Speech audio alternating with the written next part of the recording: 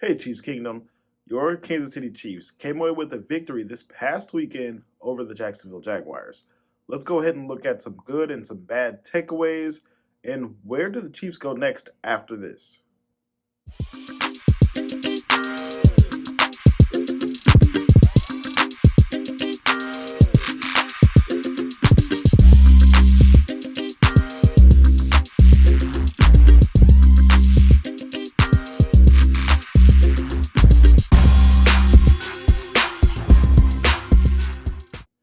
Hey, this is Anthony coming at you from On the Block Sports Chiefs.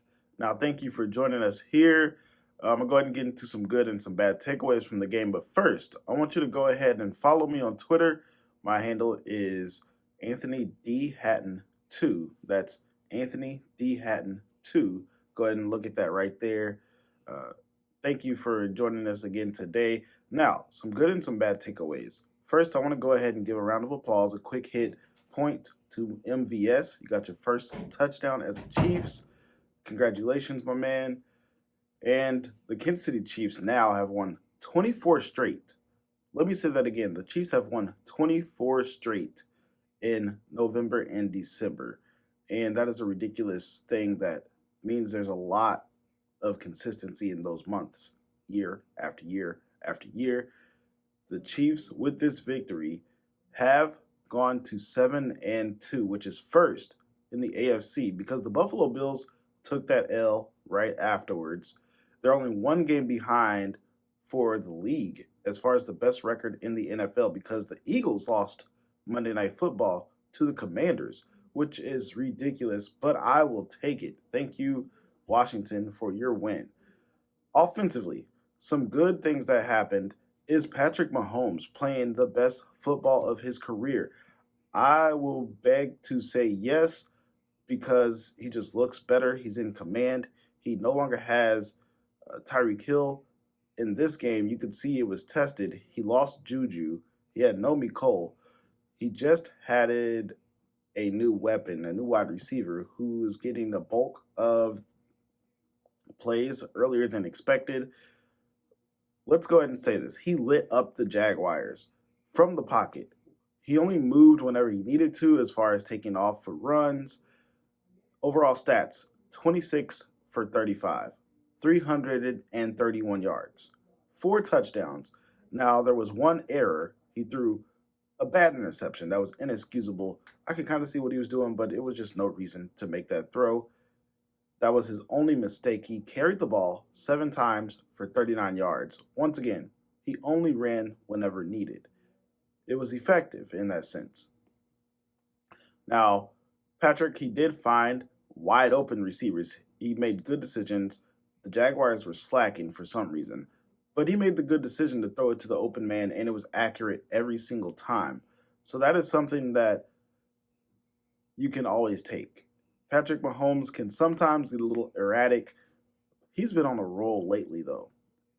I don't know what's gotten into him, but something is just switched into the right gear, and Mahomes is on fire lately. The offensive line looked pretty good as Mahomes was not pressured too often, and that is something that we will hope to be a good trend. The second good thing I'm going to point out here is Kadarius Toney. He did find his way more into the mix, especially after Juju went out with his concussion. And he got his first touchdown as a Chief. I don't know if he was kind of trolling the Giants. Whenever he kind of hopped one-legged into the end zone, he said he was trying not to touch the out-of-bounds line. I'll take that, but it looked like he may have been trolling the Giants just a tad bit there. I'll take it once again. He got his first touchdown. He was wide open in the flat. And it takes a special guy to also tell your quarterback while you're out there, like, hey, I know I'm new here, but I'm open, I'm open, I'm open. Hey. So he did get the ball. He was late in the read, but Mahomes heard him and found him. And that's important. He ran a jet sweep.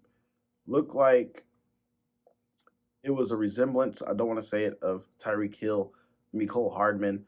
So with that being said, Kadarius Toney is definitely here this year to give the team a boost in that area. He can do a lot of those things pre-snap before the ball is actually handed off in motion. So that's something Andy Reid loves to use. He even got downfield in between two defenders and high pointed a jump ball. That is amazing because you can see he's explosive. He not only has yak, but he's twitchy, has great routes.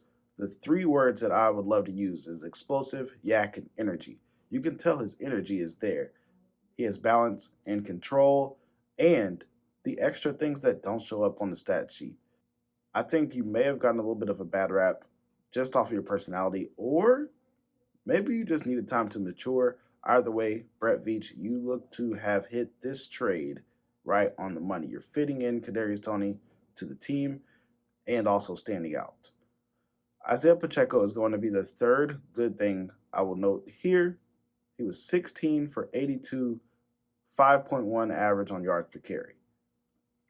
Isaiah Pacheco had the early fumble, but he bounced back and got a first down immediately on his next opportunity on the very next drive.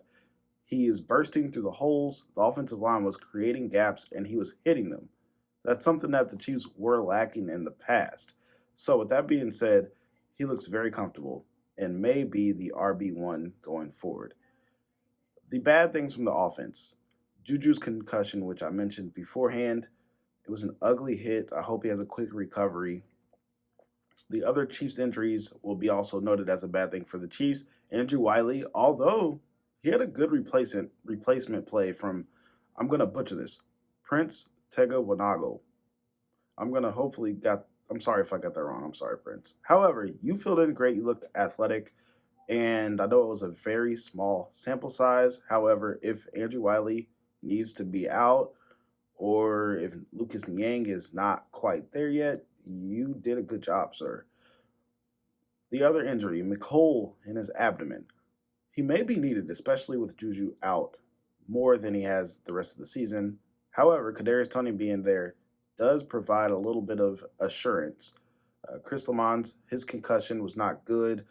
Marquez Valdez-Scantling, he got back into the game, but I do want to mention that the Chiefs had to endure Andre Cisco hitting high. I'll get into that a little bit later on, probably on a different video, but the NFL needs to do a better job at controlling and protecting your players.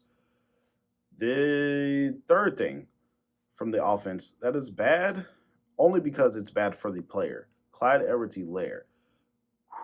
I don't know if he fell out of the rotation, but it's 2 weeks in a row that he has not really been involved. Now, he didn't have any carries at all. He only had 2 targets from Patrick Mahomes, and both were incomplete. The offense stalled whenever he was in. Jerick McKinnon is a better blocker. He's a better receiver out of the backfield. And Isaiah Pacheco looks to be the better runner. He definitely fits and is more effective with his running style in this offense. So I'm hoping, with that being said, that Clyde Edwards-Helaire, I've been rooting for you. Please just keep your head straight, because I really think that you will be utilized, but you're also falling out of rotation just a little bit, man. Defensive good. Let's go ahead and switch to the defensive side of the ball. Willie Gay, Nick Bolton flashed and popped early. I think they gave the team energy. They set the tone. You are not going to be running all over us, Travis Etienne. And that was really what they said. And you could see it. Nick Bolton was flying sideline to sideline. Willie Gay was out there hyped up, getting everybody all hyped whenever he was making plays. He had the energy, the sack, and the pass deflection. And while we were mentioning Travis Etienne, he only had 11 rushes for 45 yards with 0 touchdowns. He was hot coming into the game. 3 straight games over 100 yards rushing, and the Bills were top 10 in rushing. The Chiefs made it a point to force Trevor Lawrence to be that dude, and that was definitely the game plan. It worked. Defensive line, that was the second good thing from the Chiefs' defense. They got a total of 5 sacks overall, including this front 7. We did mention Willie Gay's sack already. Leo Chenal got in on the action. 3 linemen, Chris Jones, of course, always making his presence felt. Carlos Dunlap, and also Colin Saunders, who, once again, is involved, and he's part of Stuff Nation. So we have Sack Nation, and we have Stuff Nation. Let's go. I'm here for it. I like it. George Karlaftis, he did not get a sack, but he did get credited with two pass deflections. That is something that he will definitely, hopefully, get some sacks in the near future. But if he can find other ways to be effective, that is all you can ask for. Build that arsenal up and just keep being effective. That's something that you're not always going to be able to get home. So if you can also force the defense to account for you in some other way, use your size, bats and balls down, you're doing a good job in that area.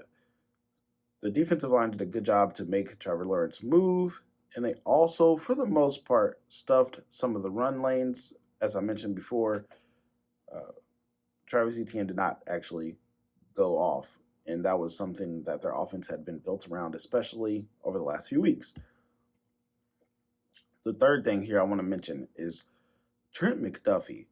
He's comfortable out there and he looks healthy. He allowed his first catch finally to a wonderful pass.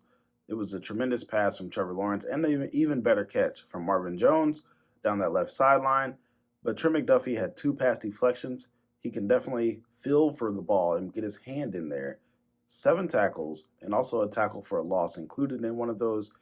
He's young, he's athletic, he's not scared to be physical. And even though he's a little smaller in stature, he gets up in you. Bigger receivers, I don't think are really going to be that much of a problem because he can use his size as leverage. He's the lower man wins in football, is the classic saying. I think that's something that he utilizes. He's aggressive once again, as I said. He and Joshua Williams are the two young corners that they're not scared to tackle. They'll come up, and that is a huge thing for Steve Spagnuolo and the defense. So the defensive bad, I had a hard time choosing. There's only one real bad thing, which happened twice. Well, Jerry Sneed did not have his best game.